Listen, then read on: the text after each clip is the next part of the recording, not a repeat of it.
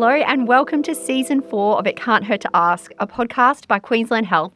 I'm Caitlin. I'm Alex. And I'm Steph, and this is your virtual parents group. Whether you're expecting, parenting, or just trying to remember the last time you finished a hot cup of tea, you're in the right place. We are talking this week about all things pregnancy and mental wellbeing. But before we get into that, how's everyone going? How's your week been? I can kick things off. This weekend, we actually went down to the in-laws' place and stayed over, which was lovely. They were looking after the kids and we got to have a rest, which was so nice. But it was like one of those moments where you're like, oh, do you remember me? I'm still here. Like the kids were just obsessed with the grandparents. But anyways, it was so nice to like have that relaxing time. Definitely felt forgotten over the weekend. In a good way? In a good way. It was really nice. How about you, take Alex? it while you can get it, I I think. think so. Yeah. Yeah, I think that's probably a good problem to have. Yeah. I'm good. I mean, we had a really interesting discussion around the dinner table this week. My daughter, who's 16, is now going to an all-girls school, and she came home talking about second-wave feminism this week, and we had an interesting discussion around the dinner table, and I got to say I was a little bit out of my depth on some of these things. She's coming into the world as her own person now, and it really kind of makes me wonder how our 4-year-old is going to grow up and things that she's going to be exposed to. And the world she's coming into. So, yeah, it was a really interesting week. How about you, Caitlin? Educational dinner chats. Something for me to look forward to. Absolutely. I get a lot of dinosaur information, so not as interesting to me as second wave feminism, but still good facts. I've had a great few days. I've had a little bit of time off work. So I actually got to go up to school and kindy and volunteer. And it was really special to observe them in their space with their friends, with their teachers. And they loved me being there. It was really cool. It made me reminisce a bit about my mum and how she came up to school and did craft. And yeah, I definitely didn't take it for granted. Yeah, it's lovely to get involved and see them in that world that you just never really get to see all that much. Absolutely. Yeah.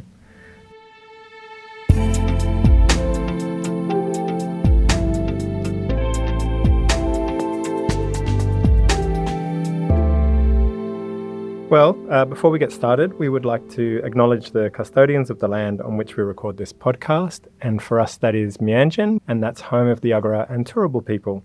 So we pay our respects to elders, past and present, and extend that respect to all Aboriginal and Torres Strait Islander listeners, and especially all the carers and parents out there raising the next generation.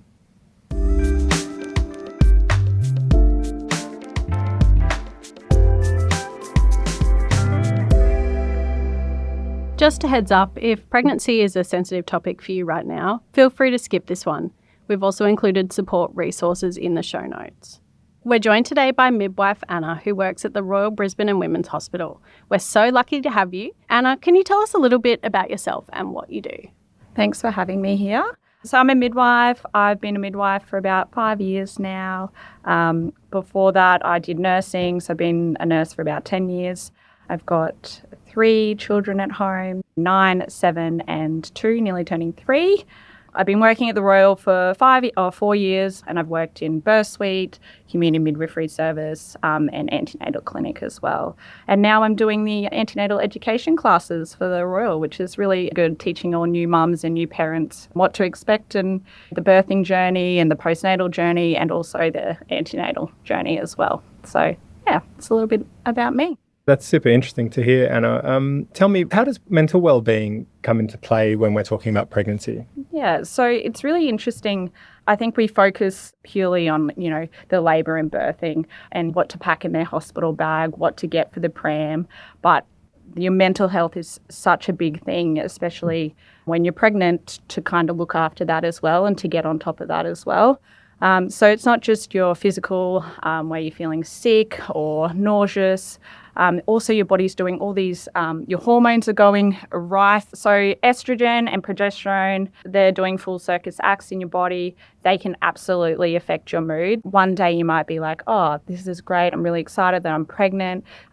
Next day you might be like, oh, I'm crying in the supermarket. We often hear about that pregnancy glow, and I'm a skeptic. I don't know if it's true or not. Certainly wasn't for me. But in reality, for some of us, it can look like having a spew after brushing your teeth or being up late at night worried, Googling symptoms at 3 a.m. So pregnancy glow, I feel like people post these beautiful photos of their beautiful bump. Not all the time people are feeling like that, especially if you're dealing with hyperemesis or nausea, or if you've got a high-risk pregnancy. That's not always what it's like. Some people really struggle through their pregnancy and sometimes struggle to connect with their baby. Some people do feel that glowingness and some people do get that. But if you're tired and waking up through the night and then you're nauseated and you're vomiting and you haven't slept, it's not always going to be like that. I did love being pregnant, but I did struggle at the same time. And particularly during my daughter's pregnancy, I was pregnant during COVID.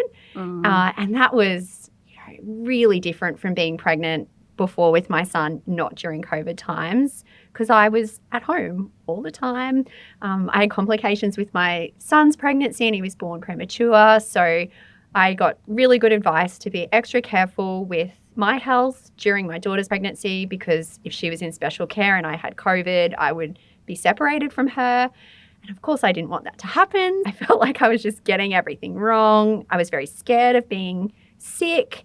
I didn't see my friends. I felt lonely. And I didn't realize, but my mental health suffered. And it wasn't until I saw my auntie and my auntie said to me, "Are you okay? You don't look okay." And I realized I'm actually really unwell. But it took my auntie saying to me, "Here's my psychologist's number. I think you should call her and get some help," for me to realize how bad it had gotten. I felt quite ashamed because I don't think people talk enough about mental wellbeing during pregnancy. They talk about mental wellbeing after you have your baby, the baby blues, all that sort of stuff. But there is this sense that I had of shame because I was pregnant. Like, shouldn't I be happy? And, my dreams are coming true. I'm so lucky. And I think that formed part of me not seeking help because I felt, that disconnect from what my reality was and then for how I should be feeling. Sometimes you just do need a professional to step in and give you the tools that you need. And it changed my life. It made all the difference. I'm so glad I got that help. And I wish I had done it sooner. Sometimes it's also you're in it. When you're in the thick of it, you're just surviving day by day. And it shouldn't be. But when you're surviving, you're just on the bottom of the priority list. And so someone who loves you in your close network, they know when you're struggling to come in and say, "Oh, hey, I think maybe it would be good for you to see someone who looks like you're struggling," which is a good thing that they've come to make a suggestion. You go, "Oh, actually, I'm not actually okay. I'm barely surviving." It gives you permission to be able to do it. It is okay for you to seek help because I think you should. Yeah. Do you feel like you had a lot of responsibility because you're in that caring role? You've obviously got a toddler at home. You're pregnant as well. Do you feel like it's more like I have to cope because I am the carer here and that's maybe why you don't seek help? Yeah, you don't have any choice, do you? You can't stop. And that was you don't get to really have a mental breakdown. No, there's no time. There's no time. You've just got to. That's how you feel. You're allowed to have time to yourself, but that's how you feel as a. And it's confronting carer. to feel that way. I couldn't believe I felt like that because I had this gorgeous little boy and I had this baby in my belly and I had so much privilege, and it's like this cascading effect that happens where it gets out of control because I should have really got help way back before it got to that point. Yeah. It's good that you reached out for help. Thank goodness. Thank goodness. Yeah. Thank goodness for my auntie. Yeah. Yeah. So it's really important to know what signs to look out for. Things that might suggest someone's mental health or well-being isn't in a great place is that constant worry that doesn't go away, that feeling of feeling flat or tearful all the time, having trouble sleeping. Now, through pregnancy, your sleep does get a little bit altered because you're going up to the toilet quite a bit. But if you are staying awake and not able to sleep and it is affecting your mental health, then that is a symptom of your mental health deteriorating.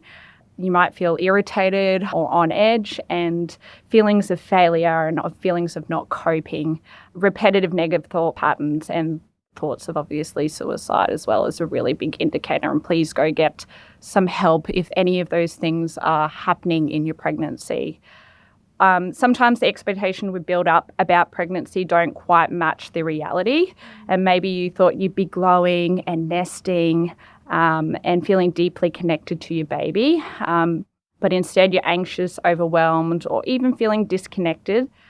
So that gap between expectation and reality can be really unsettling for people who are experiencing that, especially if you've struggled to get pregnant, and then you feel bad because you've got the baby, but you still have all that anxiety.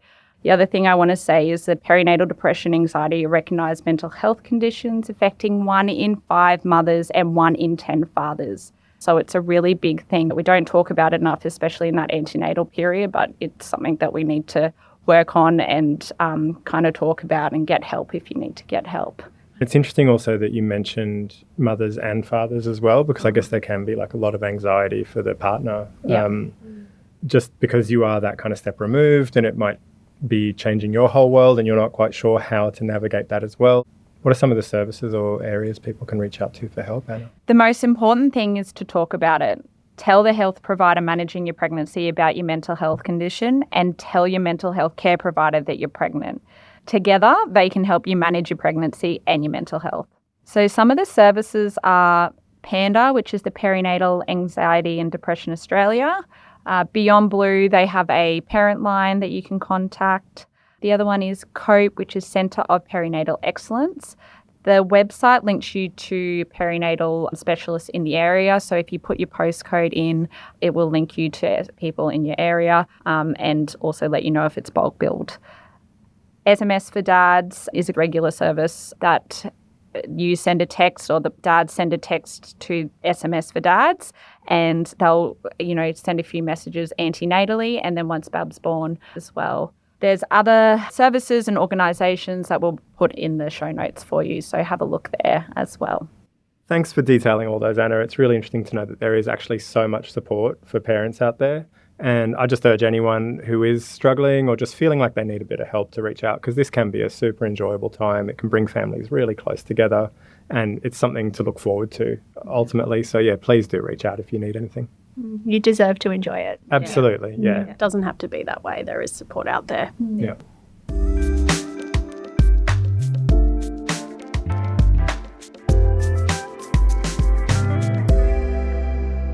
We've got a story from Aimee. She's pregnant with her first baby and has had a bit of a tough time with morning sickness. So let's hear her story. So the first trimester was really tough for me mentally. I had severe nausea and vomiting that lasted for 11 weeks. I felt like a living corpse. I knew it was something that was happening because of the baby, which made it really hard to feel excited, because I knew that's why I was feeling so awful. I had no idea when it was going to end, and the thought of feeling that way for 9 months was overwhelming. Some mornings I'd wake up and feel like the room was spinning, like I was stuck on a merry-go-round, and I'd be sick straight away. Honestly, I can't imagine how hard it must be for women who have jobs that require them to be on their feet all day. What I went through was rough enough. I have so much admiration for those doing it in even tougher working conditions. Gosh, poor Aimee. I can really remember that feeling of being so unwell. Anna, is this common? And what actually is morning sickness? Oh, that first trimester is terrible with the morning sickness, and it shouldn't be called morning sickness. It should be called all-day sickness, because it's not always the morning that they're experiencing it. Very true. There's very little research done on differentiating between hyperemesis and morning sickness.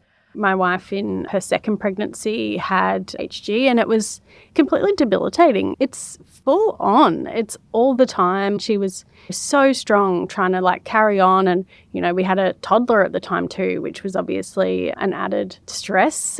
But it was just such a challenging time for her and for me. Is there anything that people can do when they're pregnant and feeling that way? Is there anything that helps?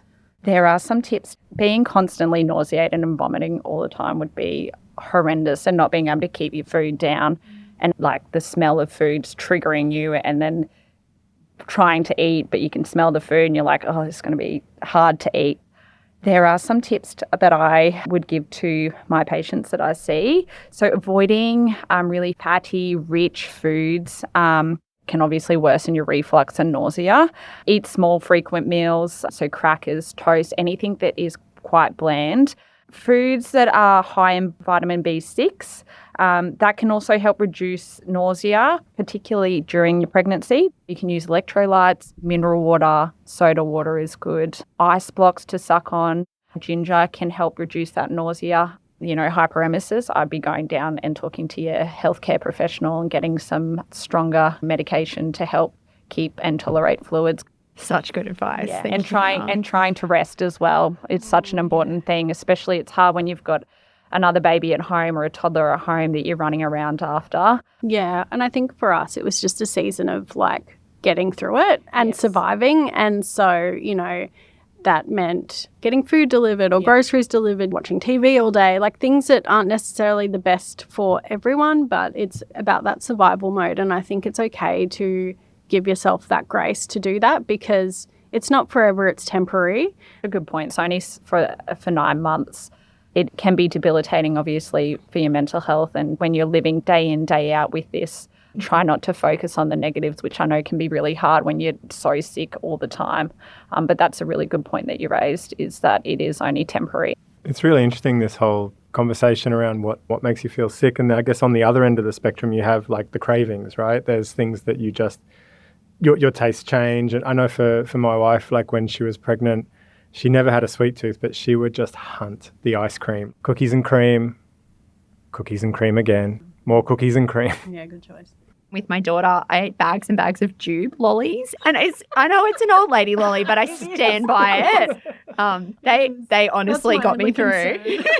The lolly choice, not the amount of lollies. You could have picked a better lolly. There's a lot of options. I would eat those Jubes all the time. What about your wife, Steph? Did she have anything that would help Chips her? and gravy. Chips and gravy. I had to hunt that down because not always they would have the right gravy.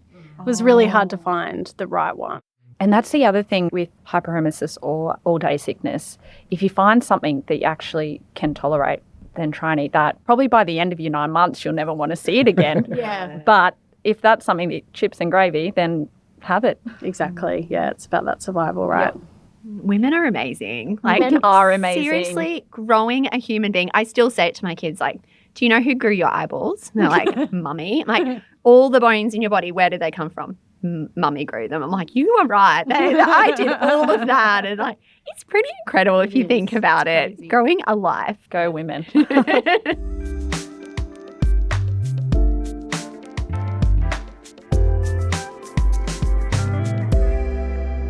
Let's talk about something really fun now, which is bonding with your baby before they're born. We don't often talk about this. So how does that work and what does it look like? Any thoughts?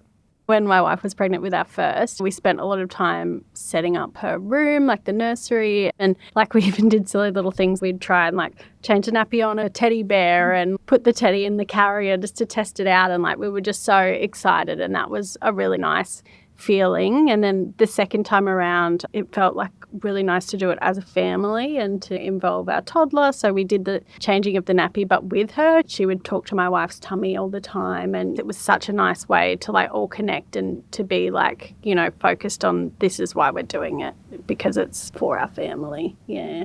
But Anna, is there any other tips that parents can use when they're getting ready for baby to bond with them? Yeah, so connection during your pregnancy. Like you said, changing nappies with your daughter to get her used to that there's baby coming. That's really good bonding time for you and for you as a family as well.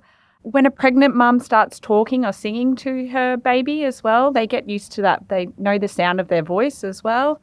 Reading little stories, gently rubbing, responding to kicks when their baby is kicking with a soft nudge or a rub. That is building a relationship with bub when you're doing those things. Quiet moments, you can do some journaling, some writing down of different things that baby might do, or the feelings that you're feeling with bub can be really good. Having a warm bath, going for a nice walk, reflecting on those moments with bub. Slow down and try and connect, because we live in such a fast-paced world now where we're just all constantly on our phones doing things all the time, especially if you're running around after your other kids. So things like attending antenatal classes for partners or your support partner is really important. It's not just a journey for yourself, it's a journey together, and it does help that bond, obviously, when you go to those antenatal appointments. Gosh, you brought back so many memories, all the things you were saying then, Anna. It's so beautiful. It made me really remember how I was able to connect with both babies. And the kicking, I would eat chocolate because I knew that would make the baby move and then, giving them the little poke back, and then they'd kick you and then you'd poke them. It's like a little conversation, I suppose. My husband and I really enjoyed singing certain songs to the babies, and then when they came into the world, singing the same songs, and felt like you'd already established this sort of system of how to calm your baby because they knew the songs and they knew your voice. And it really helped my son understand that a baby was coming too. He loved touching my belly, and I was lucky I had the placenta at the back so you could see like feet and elbows. It was really obvious which body parts were moving in there. So that was cool for him to see a little foot poke out, and, he'd poke it back and find that hilarious. It made me think of the scans too. I know it's not necessarily connecting with the baby, but getting to visualize them and seeing a photo of them really helped, especially my husband. He'd go, oh, wow, look at, the long legs, or look at their little nose. I wonder who they look like. And that was such a cool moment too, to get to be able to see them in like the photo on the image. And having that conversation with your son or with the sibling about, this is a baby, they're going to be here soon, this is what they look like. It's all that building that connection. That's part of it. Yeah. It really does. Well, let's hear from Aimee again. This time she's going to share how she started bonding with her baby already. Halfway through the pregnancy, I've just started to feel the baby move, and honestly, it's one of the strangest but coolest sensations. It feels like tiny bubbles popping in my lower tummy. I keep trying to get my husband to have a feel too when it happens, but every time I grab his hand, the baby suddenly decides to get shy. Typical. I think we'll start talking to the baby more and playing music too. I'm a big fan of 80s music, and my mum actually told me she used to play it when she was pregnant with me. Maybe that's why I have a love for it. So I'd love to pass that on. I love that so much, that she's finding a way to really connect with the baby at the moment. It takes me back as well, all these memories. And I think one of the things I focused on a lot was, the baby doesn't have all of the senses on the external side yet, but sound is a big one, right? And so, that music, we were playing music a lot. And I remember being very careful with the kind of choice of music that I would play. It wasn't always like my usual kind of playlist. It was maybe something a bit more. You're like, you're going to listen to this music. Yeah. This is what you're going to like. Exactly. I mean, I do remember like trips to the seaside being really special, kind of, and being in the waves and just knowing that soothing sound of the ocean and the feel of the water. And we would take a lot of photos when we go on those trips as well. So we've got a really nice memory of kind of the big baby bump by the beach, just that kind of all in together, like you said, that way to connect. So then that leads us into the topic of birth. Obviously, it's a huge life moment for everyone involved, which we'll talk about in the next episode. But for those expecting, what does preparing for birth look like? It's really important to prep mentally for your birth. Some of the things that we can do or that you can do, learn about the birth. So antenatal classes go together. Understanding what's happening in your body during labour can take away a lot of that fear. But it's also learning the range of ways birth can look, not just the textbook version. Setting that expectation and knowing the variances that may happen in labour is really important as well, because if you go in like not knowing what may happen, that can really obviously may affect how your labour goes as well. So breathing exercises, visualization, mindfulness can really help. So sticking up little affirmation cards are really good and helpful, especially if in your early labour at home. Get clear on who your support team is going to be. It's so important. You can say no to people that you don't want to be in your space. It's such a big thing in your life that you're going to go through, and having those people who know what's best for you and who are going to advocate for you is really important as well. It's all about feeling safe in birth as well. If you're carrying any fears, trauma, or expectations, it's worth naming them. Sometimes just acknowledging those thoughts really takes their power away. And staying flexible, having preferences is great, but holding on to them gently is key. Birth is unpredictable, and being mentally prepared means knowing that you can cope even if things can change. And finally, be kind to yourself. It's such a big transformative moment in your life. Give yourself permission to feel all the feelings. Ask for help, to rest, and to trust you're stronger than you think. You are amazing and you can do this. Such wise words, Anna. I could just imagine you being in the room and being such a beautiful support to women birthing their babies. Thanks. So lovely to hear you say all those, like really empowering things. Yeah, thanks. Yeah, birthing is such a mental game. It takes a bit of work to prepare. I'm glad I did a lot of work to prepare because I think it helped me feel good about the choices I made and the outcomes of the birth of both of my children. Do you have any specific activities or tools or tips? Yeah, so TENS machine is great for that early labour, especially if you're at home and you've got back pain. The other one is the comb. Is really good for the hypnobirthing. Do that with the comb as you're having a contraction. It kind of alters the sensation of pain, distracts you essentially. So as you're having that surge or that contraction, you hold on to it and it alters the pain. I talk about in my antenatal classes that I do the 5 senses, because birth isn't just physical, it's deeply sensory. So I'll just briefly talk about them. So sight, think about what you're visualising in your room. Maybe it's like soft lighting, fairy lights. We don't want a bright lit room when you're in labour. That will alter it. Next one, sound. Sound can be incredibly grounding. This is before labour, setting up a playlist of things that you want. It could be like ocean waves. It depends what you like. I've literally had a birth where a woman was listening to heavy metal music as What a boss. I know. Rock on. Yeah, heavy metal. So it's just up to, what preference the woman wants. Smell is so powerful for the nervous system. So essential oils, if you've got a candle that you want to light around the house, and you can bring that into the hospital as well when you go in. Touch can soothe and distract using a comb, like I said, or massaging, acupressure points. So looking up this antenatally, knowing where the pressure points are for labour. And if you've got pain, getting your birth partner to push on those points that are sore or soft. It's up to you. Taste. So in labour, your digestive system slows down. So try not to eat big meals. Try and eat little meals. Lip balm, because especially if you're using the gas, you can get quite dry lips. So using moisturiser around your lips as well.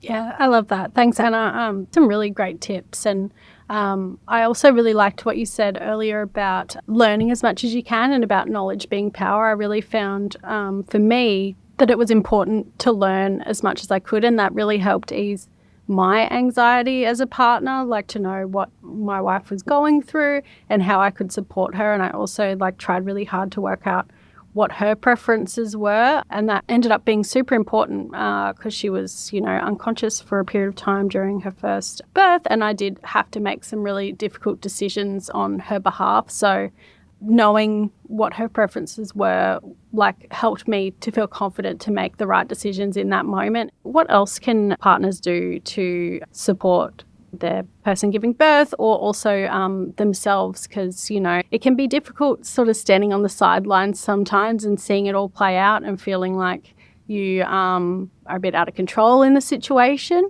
There is things that you can do. So like you said, having a discussion with your partner before the birth happens, this will help you support them in their decisions. Women don't often articulate a lot during labour, and that's a unique capacity of the human brain to quieten down. Normally our conscious awareness is a result of the circulating labour hormones, oxytocin and endorphins. So this is an extraordinary gift of evolution. These hormones are responsible for making the uterus contract and act as a natural painkiller, but also released into the brain, stop the mind's constant reflection on the physical and intense nature and progress of labour. So remind them how to relax and to breathe, making sure that they get water or setting up different stations around the house as well and getting them to move around when they're in that early labour. Timing contractions. You can get apps now that will time it for you. You just have to click a button and then they'll tell you if you need to call the hospital. Reminding your partner to go to the toilet every 2 hours as well in labour is something that you can do. Your bladder is literally next to your uterus, so if it's really full, your baby's head doesn't come down, so it can stop the progression of labour. Being their advocate, giving them lots of praise, they're doing an incredible job. So when you need to go to the hospital, get the bags, get the things, get the speaker, make sure that's all packed. She's not going to want to be thinking about that. That's partner to be able to do that. So have those things, talk to your partner about what their birth preferences are and attending those antenatal classes so that they're informed and kind of know what to expect for the progression of labour and what to expect as well. Yeah. I remember during my wife's labour with our daughter, like the first time around, I was very much like, oh, you're doing so well, like just a little bit more, you're almost there, like really being our advocate. And afterwards, she's like, how did you know? And I was like, I had no idea what was going on. I was clueless. I looked down there and I was like, I don't know. But I just was saying, you can do this, you got this, only a few more pushes. You know, it's just about that like positive mindset and just like being like having their back and supporting them. Like, because you're just as clueless. I had no idea what was going on. It's just like, yeah, pushing them forward and supporting them in any way that you can. Yeah, because those little things might not seem much for you, but when they're really struggling and they're hearing, oh, you're doing a good job, they're like, okay, I've got this, I'm doing this. Yeah. And if they're getting a little bit out of control, which can be normal through labour, trying to bring them back and focus on, you know, it might be their breathing. You do the deep breaths with them to try and focus on that. Because when you get tired, that's when they start going down the, oh, I can't do this, I'm done. Sometimes it can be that they're transitioning and, you know, they're going to have a baby soon, but you just tell them to keep doing it. They're doing an amazing job. Some really wonderful tips there, Anna, around preparing for birth. And obviously we're talking about a vaginal birth in this instance, going through labour and delivering the baby that way. Early on, my wife had indicated that she wanted an elective Caesar. I'd previously gone through 2 other labours with my first wife that had both resulted in an emergency Caesar. And I'd saw the impact that had had. So anyway, she went along with trying to deliver vaginally, but it did end up in an emergency Caesar. And I guess from my point of view, I wish I'd listened a bit more and been that advocate that we're talking about being for the partner, that really it is the woman's birth. It's her body, it's her baby, and it's her choice. And I think I could have been a lot more supportive in that instance from the get-go. So what are some of the things we should consider when we're talking about caesarean birth, whether that's elective or emergency? Yeah, it's a really good point that you mentioned that. So obviously we're talking about mind frame and kind of what to expect when you're going into labour, that it may lead to a caesarean for whatever reason it may be, or even if you've chosen to have a caesarean section. Some of the tips that I give to mums is making sure that you get undies that aren't on the scarring line. Even if you're going in for a vaginal birth as well, it's massive abdominal surgery. So be kind and gentle to yourself. You are allowed to pick up the weight of your baby, and that's about it. So having things in your house to accommodate that as well. So when you're after your Caesar, we recommend, like, as if you're heavily pregnant, to get up just to protect that wound as well. Such good advice. I know I've had both types of births, and I think the advice you've given relates to any sort of birth type that you have. You know, that advice of being kind to yourself, taking time to recover, taking it slow, and going into childbirth really informed and knowing all the options and all the outcomes that might happen, having the support around you. All these things are so helpful. So thank you for all of your advice, Anna. Thank you for having me. It's been a great conversation today.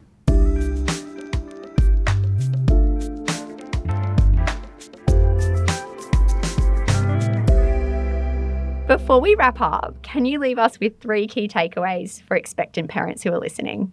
Sure. So my first one is nurturing your mental health is just as important as your physical health.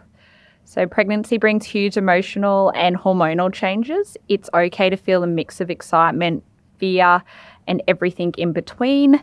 Prioritizing rest and seeking support and being kind to yourself makes a real difference for both you and baby. 2, connection starts now. So your baby can hear your voice and feel your movements, talking, singing, playing music, or simply resting your hands on your belly can really help you and your baby begin that bond well before birth. And that helps partners and siblings connect too as well. And 3, you don't have to do it alone. Reach out to your support network, whether that's a midwife, GP, mental health professional, your partner, your friend. Asking for help isn't a weakness, it's a strength and a protective factor for your growing family. Thanks, Anna. They're really helpful tips to sum up with. Remember, if this episode brought up anything for you, positive, negative, or otherwise, we've got links to support you in the show notes. Unfortunately, the producers wouldn't let me share my ice cream recipe in the show notes, so you'll just have to make up your own. How do you follow that? Yeah, I can't. Next episode, we're not talking about ice cream, unfortunately, but we are talking about navigating the newborn stage, those first 3 months that feel like both 5 minutes and 5 years. We'll see you then. And until the next episode, go easy on yourself. Welcome again to Parents Group.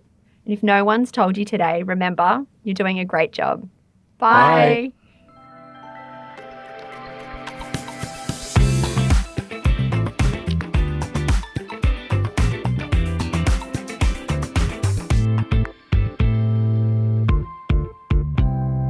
Butterscotch, chocolate, boysenberry. What is a boysenberry? Like, has anyone ever actually eaten a boysenberry?